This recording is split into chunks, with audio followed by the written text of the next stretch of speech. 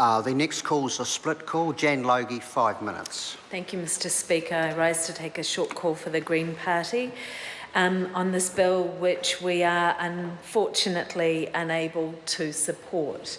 And I'd like to recognise that we are the only party in this House voting against this bill, and also recognising that I'm sure every member in this House has the best intentions and is wanting to protect the rights of victims of sexual violence, and that includes us.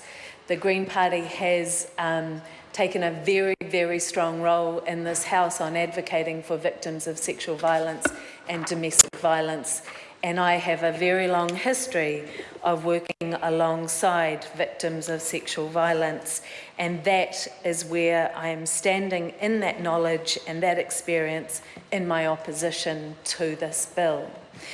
And I do want to talk about the reasons and explain why we're opposing it on the grounds of concern for victims. And the evidence was provided to the Select Committee from one of the services, the START, who works with sexual violence offenders and supporting children in particular, as well as adult survivors of sexual violence.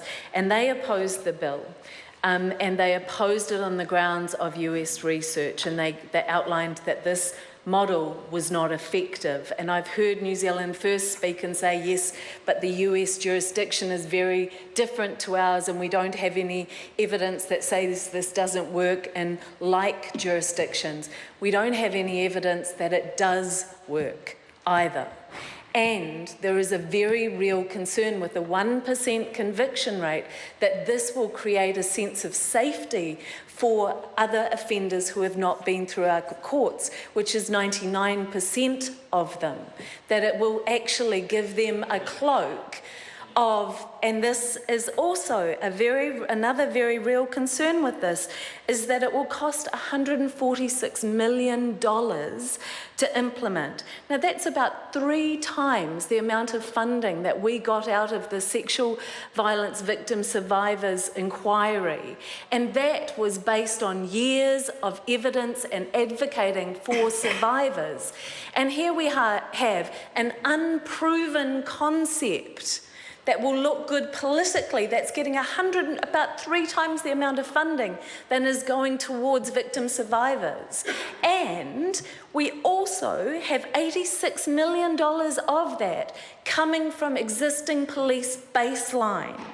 And I really want to remind members in this House that in the front page of the Dominion Post today was a report that showed that detectives in this country are swamped with increasing numbers of child abuse cases, with 313 cases yet to be assigned to an investigator, with 40 officers trying to investigate 5 or more cases. So within that budget, the police are now being told to take resources from an essential part of our systems to hold perpetrators to account and to put it into a register that has absolutely no evidence that it will provide any value to protecting the victims in our society. Now, I call that out.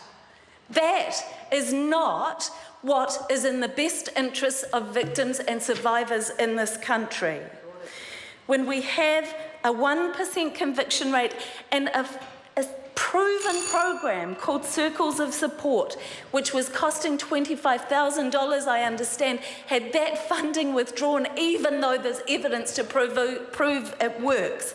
When only 1% of government funding is spent on prevention, and the national rollout recommended from the government, the Select Committee inquiry, has gone to 10% of our high schools, when what was recommended was a consistent program from early childhood right through.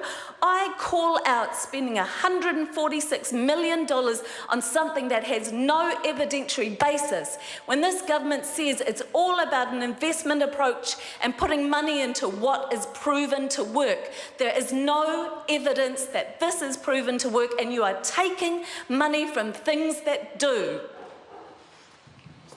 I call